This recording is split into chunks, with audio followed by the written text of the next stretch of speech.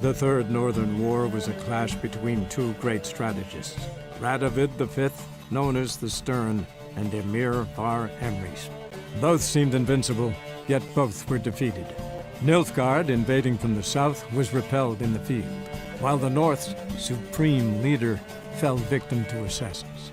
Yet Redania stood victorious, and a man who had thus far operated in shadow took up the reins of power. That man was Sigismund Dijkstra. Once firmly in the Chancellor's seat, Dijkstra ruled the victorious North in his patently cynical and ruthless manner.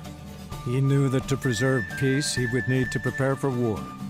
Following Nilfgaard's example, he consolidated his rule over vast lands through a broad program of settlement and industrialization, all for the good of his subjects, though often contrary to their will. As long as his armies went from one victory to the next, Emir's subjects remained boundlessly obedient. When a string of humiliating defeats proved Var Emreis fallible, the opposition, thus far secret, attacked. The subjects of the Emperor who had danced on the graves of his foes laid him to rest in a tomb of his own.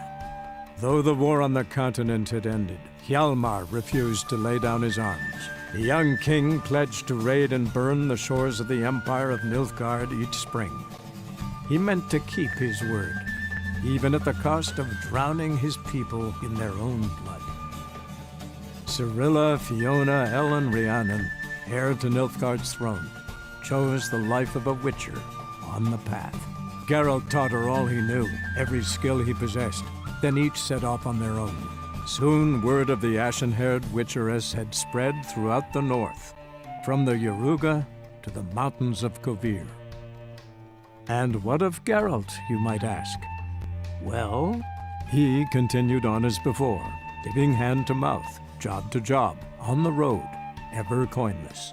We would meet at times over a glass of strong drink to talk about the old days and speculate what could have, would have, might have been.